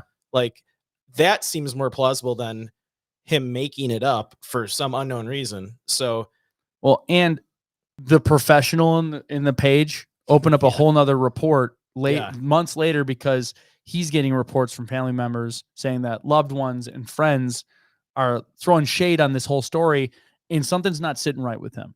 Yeah. Like the only thing, like, yeah, we got a medical's report that says, oh, it was suicide, but they're going off of the information they have. Like if she got pushed off a bridge, like, yeah, that would kill her.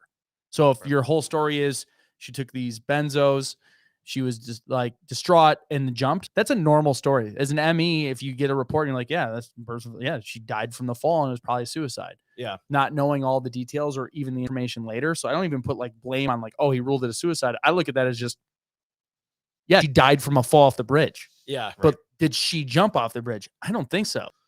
Well, the third person thing is interesting to me because the report reads that this is almost written off. I mean, there's no description provided. Maybe Demetrius wasn't able to do that, but why wasn't this kind of a bigger piece of the puzzle that they're looking at? You know, we kind of backed into this story, so we knew that she had passed away and that it was purportedly suicide.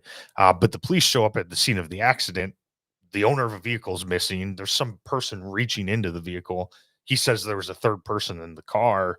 That seems like a very unique set of circumstances that would spur some, more follow up than what we see on that third person. So curious. And is a COVID-19 diagnosis really the trigger that made her commit suicide?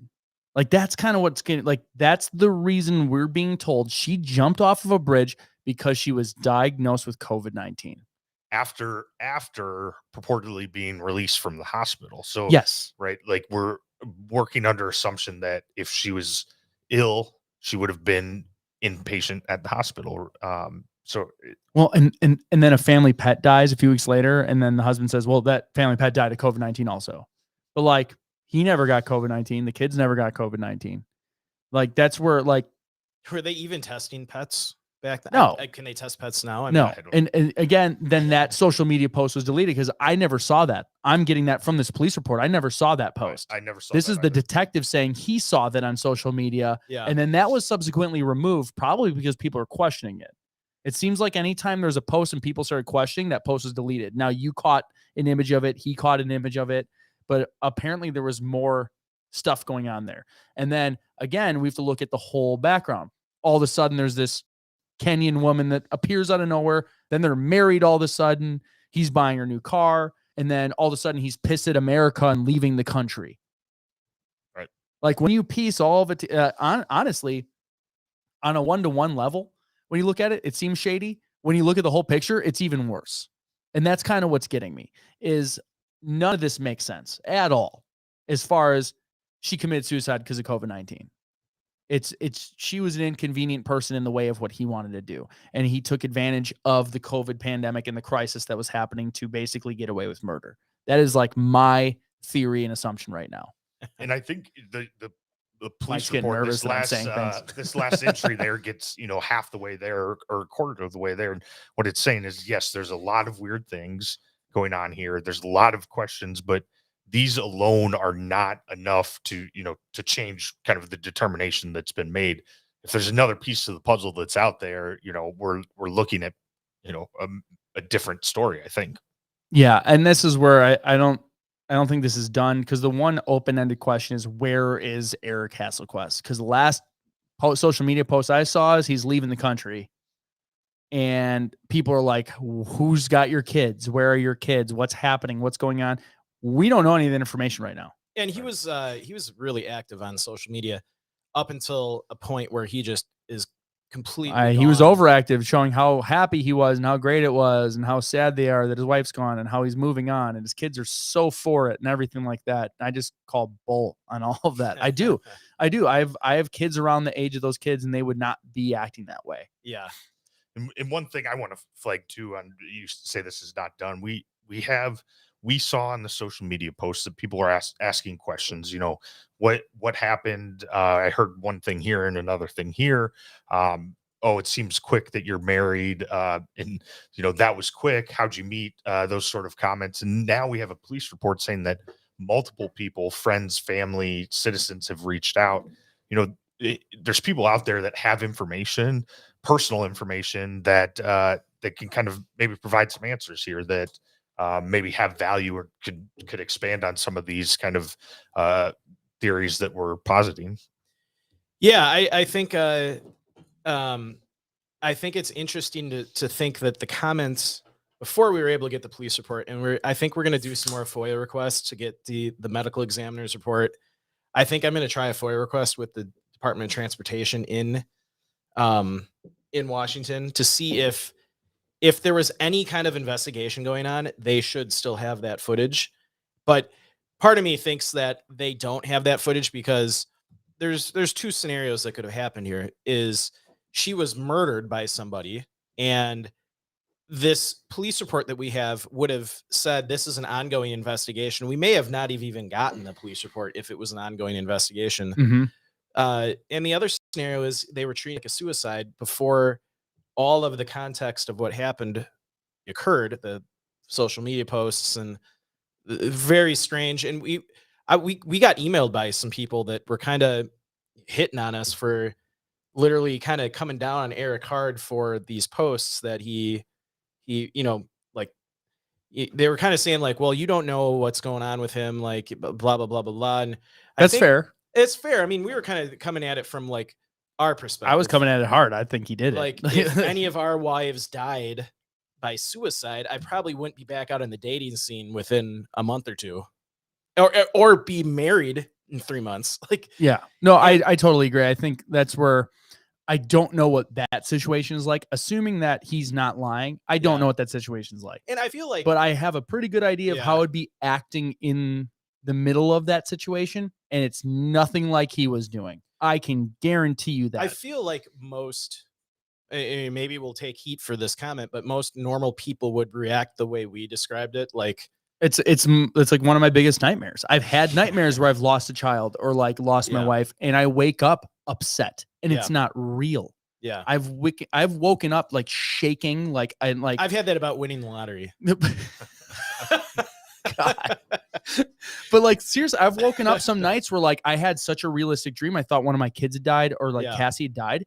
And I was like on the verge of tears, like panicking. And even after I saw like, okay, this isn't real, like I still couldn't calm down. I couldn't sleep the rest of the night. Yeah. Like I couldn't calm down. And it didn't happen to me. Yeah. So now you're in a situation where it actually happened. I wouldn't be visibly unfazed. Now, okay, devil's advocate. Maybe, again, I haven't experienced it. Thank God. I hope people don't ever have to go through that. Maybe it was so shocking that you get those people that like literally just go numb. Like maybe he can't process it. Maybe legitimately she committed suicide because she thought she COVID-19 and he's acting weird because that's how he processes this stuff. And he just froze. So and we he have can't do it. We have a comment from a listener. Okay. I'm going to put up on the screen. Kind of going along these lines, I think, of what. Oh, is this Adam Osborne? Yeah. So, I'll read it out for the listeners. oh yeah, only. I forget. Yeah. So a listener on YouTube, Adam, he writes, I think people incriminate themselves by their lack of interest in finding the truth. How could this guy be satisfied with COVID suicide? Wouldn't you want more answers? I completely agree. Yeah. 100% agree. Thank you, Adam, for the comment. Yeah. And that's kind of my whole thing is like, no, like she had that visible injury on her hand. I feel like there's some domestic thing going on. Yeah. Maybe she found out about this Kenyan woman. Yeah. And this is like, to me, and I got flack for saying it was the woman's fault. Someone said it couldn't be. Like, I agree. It's not like she caused him to do it. This is him. This is his decision. He was married. He's in a committed relationship. If he chose to go find something else, this is his fault. Yeah. If this other woman helped convince it, whatever, it's still his fault. He initiated. But my whole thing is he was after this other thing and his wife found out. Maybe they got in an argument. Maybe a physical altercation occurred. COVID's happening. He like passionate thing occurs. They go to a bridge. He pushes her off. All this stuff's going down. Now That's kind of where I'm at right now. That to me makes sense based on how he acts after the fact. Yeah. I don't know. So devil's advocate here is one, you could. The good lawyer. Yes. Nope. We need that because I'm biased. I'll admit I'm trying not to be, but I'm so biased. I think he's 100% guilty of this. I think it's his fault. I think he did it. So if you can convince me otherwise, I will admit I'm wrong. But this is Joe's opinion. It's my opinion that he is 100% guilty and murdered his wife. And so, you look at reasonings behind all this. And if you're operating under a theory that she committed suicide, it could be that, their marriage was in trouble.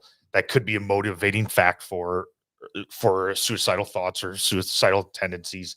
He could already have met this Kenyan woman, been planning to leave for this Kenyan woman. So, that would explain some of the like unfazed by your wife missing, the car being stolen. But even when you go down that line of thought, you have this flurry of social media activity afterwards that just none of it really makes sense. None of it is consistent. None of it adds up. How are you unfazed in the moment and then distraught on social media? He's very rapidly trying to get over this or to convince the world that he's getting over it just fine. If you can find some of those pictures, I couldn't find them on Facebook. If you want to try, did I not make the album? Put them on the stream here. I'll while you're doing that, just curiosity. Did your sources listen to our first episode, or have you talked to them since? I have, and they did listen to the first episode.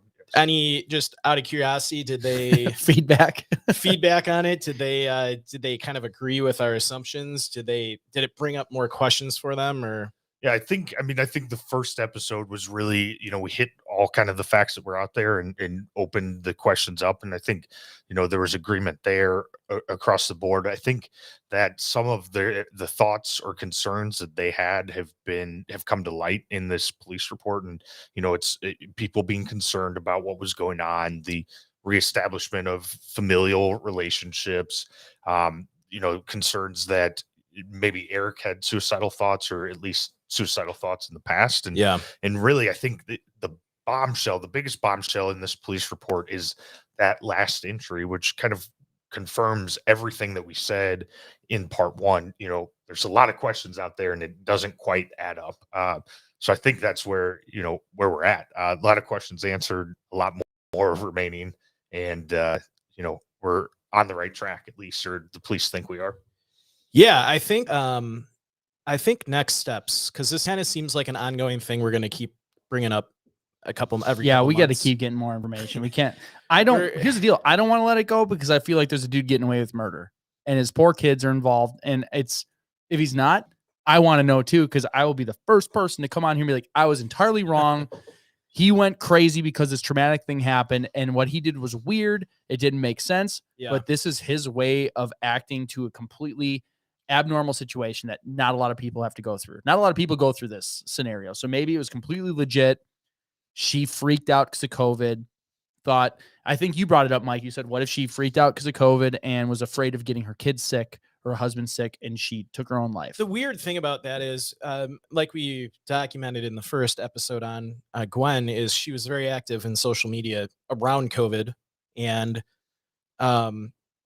you would just assume that someone who's very active in, talking about COVID, if they contracted COVID early on, like you're one of the first people to get COVID, you would have, even if you were like really worried and, stuff like that, I think you would talk about that on Twitter. She was very active on Twitter. She would have tweeted something out like, I got COVID, let you guys know how it goes, or, something like that. And there was nothing from her saying that she had COVID. Yeah. So we don't even know. It's only the husband is saying it. Even the police report doesn't, they obviously, because I really don't think at any point this was a criminal investigation, because they didn't reach out to the hospital. They didn't go to the hospital. And the hospital's not going to tell us because they shouldn't.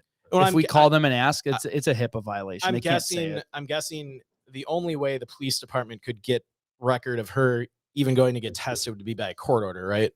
Yeah, I mean, I think they could issue a subpoena and get that information, and that's probably a pretty regular thing. Would they do that in a suicide investigation? Well, probably not. So, and I don't think so. Not if they think it's just a suicide and like, yep, she died, suicide. Like, there's no reason to spend department resources on this if we think it's a suicide. We've talked about some absences from the police report. One is the footage of the bridge. The other one that jumps out to me is there's no talk about speaking with the kids. And I understood that, if it's 12:53 at night when they first contact Eric, but you would think that would be a big part of the investigation, even a suicide, just to get statements like, did you notice anything weird going on at home? I don't know if it would. If they committed suicide, this is too bad. Coming from someone who's not law enforcement or a detective, if I was, I think I might just want to get a statement. I mean, but what if it's like the 100th suicide you've been on and they're all very similar? Just jaded. Yeah. Well, not even jaded, but like, it's kind of like the idea of like, we think of this stuff as like through the Hollywood lens of like, there's something more sinister. When you're like I said, I wasn't a cop, but I went to a lot of these types of calls with police when you're an EMT. And I went on thousands of calls and they're very clear cut, not boring, but like very straightforward. There's no mystery to any of it. I never gone on a call that was mysterious. Yeah. Ever. I've only been on for 4 years. But I went on a lot of medical calls with cops or calls where like drugs were involved, and there's not mystery. It's very clear cut and straightforward. Otherwise this stuff would be happening all the time. So like if you have a body wash up, a reported missing person, a story that says, yeah, she's on these drugs, she has this history, that sounds like a normal suicide. It's only until you start digging in. And that's where I feel like this detective probably initially, again, he doesn't know what we know at the time. Yeah. All he knows is there's a missing person. There's a body that matches the report. There's a car crash on the bridge. The side swipe, like there's a drunk guy who said something, but like, yeah, it kind of sounds like she jumped off the bridge and she's suicidal. And unfortunately that happens. Yeah. And then all of a sudden over time, he's getting reports from friends and family. And then he starts piecing this stuff together and then it's starting to not make sense, but so much time has passed. Do we have those videos anymore? No, they've been deleted. Yeah. Do we it's been ruled a suicide. How much time do I spend on this? Like I've probably got other things to work on. Not that they're not more important, but if you're a detective, other murders. Yeah. If you're a detective and you're working like 10 other murder cases. Yeah. Like, especially during COVID, like did it slip through the cracks? They want to get this off their board. I mean, Yep. Yeah. And if no one's pushing for answers, right? And that, I think that's the key thing, right? It everything ties up for suicide, and we have nothing pushing for answers. And we know I've people got a were asking question. questions. Ooh, ask it. Yeah, I've got an idea. Do we think we could reach out to the actual detective and see if? Oh, we I'm can talk already to him? gonna try You're and already I'll gonna try see. to I'm do that? gonna email him and see if anything, if he's not willing to come on the air just to like get a response. Honestly, if this case is closed and it's officially closed, I don't understand why he wouldn't be able to talk about it. Maybe other than the fact that he doesn't want to jeopardize his job and the police department he works for. And actually, Adam made a great point, kind of what you said. I just threw it up on the board. It says, in so many of the cases you do on your show, the spouse is almost always the one pushing for investigation of foul play. Yeah. That is a great point, because we have so many cases where it looks clear cut and the spouse or the family member is not satisfied ever. I will say this, because cut you off. I posted to get people to start chatting in the chats for a free hat. Adam's the front runner. Excellent. And No, there's but I one mean, more that's thing. a great point, because we deal with ones that are like very clear cut, and the family's like, no, I'm not accepting that, because that's to me a normal response. Like, Well, you yeah, a just lot not of- like, no, that can't be the case. That can't be it. Like, that's someone I love. That's somebody that, like, that can't be it. Almost- Even if it's clear cut, it's yeah. like, no, sorry, it is. He gave up instantly. Within several hours, like, I guess she's dead. I guess it's all over. I better start looking for a new wife. No, I mean, sorry, that's too fast. That's Yeah. that's not normal. a lot of our cases, almost all of our cases, this is a very unusual episode. The 2 episodes we've done now, because he said, haha, woohoo. yeah, this is the benefit of getting on a podcast live stream when they just start doing it and no one knows they're live streaming. Yeah. But no, this is a very unusual case for this podcast. Joe and I always talk about people that have gone missing in the wilderness under weird circumstances, like Aaron Hedges, the guy we just talked about a couple Mhm. weeks ago. And the commonality you see in all those cases is the family is usually out in the field with searchers. They'll travel to wherever they went missing. They'll spend the entire time the search is going on looking for them. They're in the woods looking. They're putting flyers up all over it. Like, they're doing everything they possibly can, humanly possible. Look at Paul Miller, our second episode. Yeah. His sister, we talked to her, we emailed her, like, Yep. years later, still going. Like, They- it's let's argue, her searches a year later, completely fruitless. Arvin Nelson. They're completely pointless. Like, if you're thinking logically, Yeah. but like, that's her brother. Yeah. She can't do nothing. Well, even like friends of people, let's like Arvin Nelson. We interviewed his friends. Yeah. And Old high school friends. he went missing. Andy, you're probably not familiar with this case, but this guy went missing in Big Sur in California, and I think over a decade ago. And his friends to this day still will go to the area where he went missing every year, kind of like a celebration of his life. And they do the hike that he went missing on. And, they still kind of looking for him, and They're not over it. they're not over it. Like, And they aren't, it's not their husband. yeah, I think that has to be a pretty normal response to. I would say so, yeah. yeah. Yeah, not like she's missing an hour later, I guess she's gone. That's too bad. Like, he still technically didn't know what happened to her when he gave up. The body wasn't found till what, 6 hours later? Yeah. Unless he already knew what happened to her. And that's kind of what's pointing me in the direction, is like, he's given up on it. What do they talk about? This is another Hollywood thing. It's like, if you catch a bunch of people for a murder, whoever's sleeping is the one who probably did it because they know they've like been caught. Versus like, if you didn't do it, you're rattled. Like, I didn't kill this person. I didn't kill this person. Yeah. He's like, yeah, she must have not been up for the sunrise. Say, it's like, because you already know she's dead. Yeah. You don't think she's missing anymore because you killed her. Yeah. You pushed her off that bridge.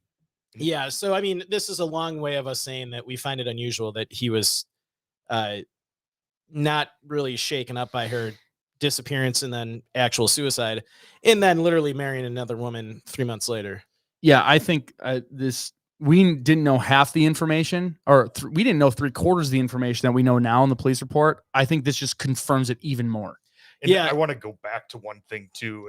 Sorry, I No, kinda no, cut go you ahead. off. So we talked about this in the first episode, kind of at length, but now we have the police report. We know what we know, and the video that he posts of her, the ring doorbell video.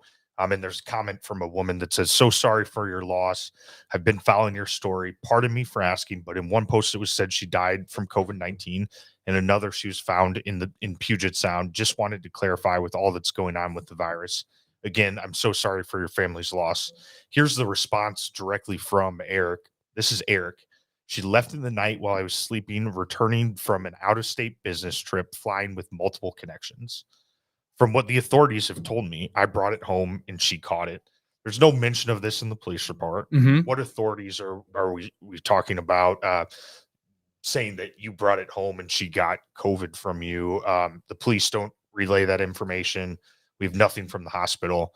It follows up. "The kids and I have been isolating, and there are not enough tests since we presented mild symptoms."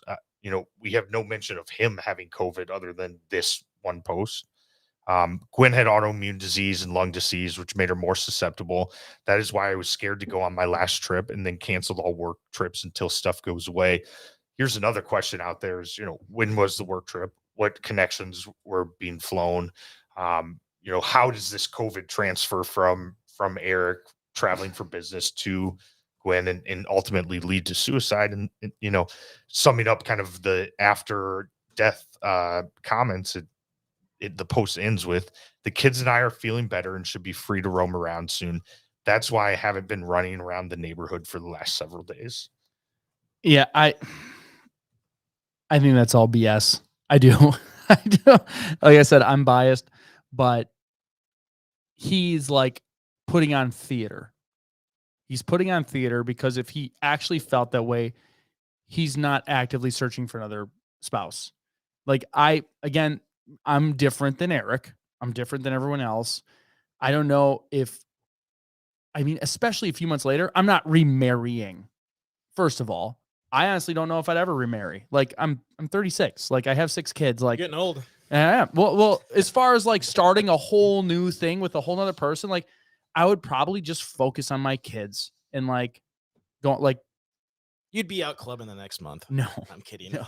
But that's the thing. That's kind of to your point though, Mike. Like you say that like as a joke, but reality is like he kind of is out clubbing like a few weeks later. Like my kids are telling me to meet other people. I need to go to your kids are 12. They're still really sad their mom has died. Or you're putting stuff in their head like I need another woman to get them on board. And then all of a sudden you meet this person that's perfect for you. You get married to them. You're buying her all this great stuff. And then you're leaving the country all of a sudden. Yeah. Like you just don't care about your kids anymore. Like what's going on? And even his friends and family in the Facebook post, like we looked like at the people who are asking those questions, they have like one follower that is kind of related to him. Like these are people that know that family well. And like, what's happening? This is weird. This is not normal behavior. And he just ghosts. So to kind of what's the extradition policy in like Tanzania? I have no clue. I've never once in my life thought about. You never thought about like what Tanzania does to extradite, No. potential criminals to the United States? So to kind of, because this is probably the longest podcast episode we've ever done. Adam wrote, "No way. If I lose my wife, I'm never doing the dating thing ever again." Adam is our super chat user for this Hell yeah. podcast. No, I think to kind of put a pin in this one and kind of slowly start to wrap it up. Yeah, we should. This is our longest podcast ever. Yeah, Andy, you're here for our first guest and our longest podcast. I think next steps. What do we do next? So in my head, I think there's a couple things. I think we reach out to the detectives in the police report. I would contact all of them. Yeah. And I think probably your best. Yeah, Trooper Knox, Detective Christensen, get out to all those. Just be like, hey, what was your read? What was like, see if they can come on the show. I think your best bet would be to reach out to the police department's media contact person first. Sure. I think if they to not step on toes. Well, no, I mean, if you don't get anywhere with them, the detectives aren't going to talk to you. I think they would if they pass this on to the detectives, I think we can assume it's safe that they'll talk to us. I think we need to file additional FOIA requests with the fire department, with the coroner's office. We could try. Is there a name of the actual hospital? St. Anthony's, was it? Yeah. Let me see. St. Anthony's. Yep. I don't know what the law is around medical records and FOIA requests, but it's worth a shot. Yeah, HIPAA says they can't reveal stuff, but like it's been weird with COVID. I think it's worth a shot. Is there any kind of conflict of interest when the person's deceased? Well, here's the deal. The idea is medical information is protected, meaning I can't go to the hospital. Like the whole idea is like, imagine you're the CEO of a major company. Yeah. And you getting sick could like tank a stock. You know, that's like important person. Like I can't be like, oh, Bill Gates is in the hospital for this thing. And then Microsoft dies down. The whole idea is like, and also a normal person, like if you get AIDS and you don't want people to know, Yeah. like the hospital can be like, oh yeah, they're in here for AIDS program. Like, no, it's private information. Yeah. That's why it was so weird with COVID. They're kind of like, this person's got COVID, that person's got COVID. Show me your results. Like, but the dichotomy of that is like you could potentially get a coroner's report, which might be public information. well, and that's what's weird. I wonder if they can like pick that up in the medical examiner report to be like, oh yeah, they were COVID positive. Which nobody, the only person that has ever mentioned a COVID diagnosis has been Eric Hasselquist. There's been no confirmation that he, their children, or her, or his pet that died actually had COVID-19. This is all COVID-19 talk so far. Again, we haven't seen any more documents, but so far, the only data we have that there's been COVID-19 involved in this at all is her husband saying it was. Yeah. That is it. So I think you kind of hit it. I mean, hospitals, likely some sort of a private entity. There's HIPAA. You're probably not going to get records without like an authorization from without a court order or court order or subpoena. But the medical examiner's office, the coroner's report might shed some light on whether or not there was a positive COVID diagnosis. And the other thing that I would suggest, it's your show, so you don't need to take it, but we have these comments of people that are concerned. We know who they are on social Reach media. out They to might them. I have like some where you're going. information that kind of pieces together some of these questions that we have. Yeah, no, I think that's a great idea. I think potentially maybe reaching out to them and giving them the guarantee that they'll remain anonymous and maybe let us know what they know. Yeah, we could pre-record and I could like modify their voice. Or not even like necessarily if they're not even comfortable doing that. Yeah, if they want to give a statement and we can relay it.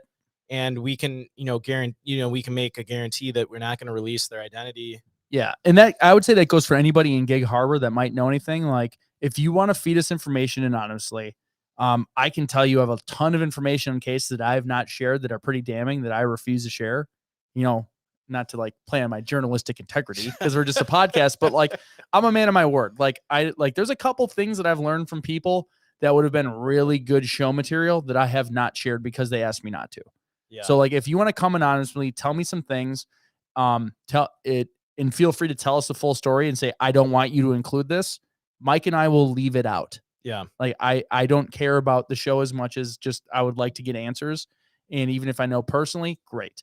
Well, this is for me, this is kind of like, so a lot of the cases we do, it's tough to like create a connection with it because some of them happened so long ago. And, we're talking about people we have no connection with, but now because of you here who has a connection with some people close to her, I kind of feel like we're going down the rabbit hole now. And I kind of want to see this through to the end. And I definitely need to because I would love to be proven wrong. I don't like doing it, but it's just so damn obvious. And the idea of someone getting away with something like this, because I have kids, like if something like that happened, I would want someone to fight for me and be an advocate. I think you said in the last episode, like there's no one advocating for this except for friends and family. It's kind of going nowhere. So we have, I wouldn't argue the responsibility, but we have reach now more so than when we first started this podcast. We have 19,000 people on Facebook. Like if there's some foul play here, even if he's left the country, whatever, if we could like open it up, get it, and he did do it, shine light on it to the point where like, maybe he's not going to get punished, but you can't come back to this country anymore.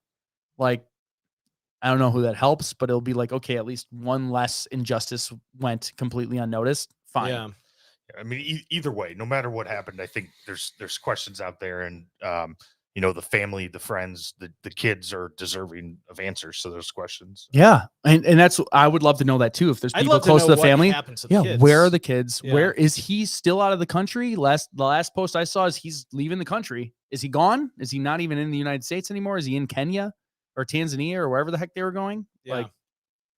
Yeah. So there's a lot more questions. I think we've got some more homework to do, and Yes. a lot of FOIA requests. I really do think that Joe or myself should reach out to local we're gonna local do that news for sure. media in that area. I think this feels like one of those stories that like your local like network news, like ABC or NBC, like it's something they would. Yeah, if we can get someone in Gig Harbor to run a story, so like or local Tacoma, people- whatever the Yeah. Tacoma like NBC station, or like hey, we're kind of peeling the onion back on this case of this lady that allegedly committed suicide, and nothing's adding up. Could you we have quite a few listeners in Gig Harbor.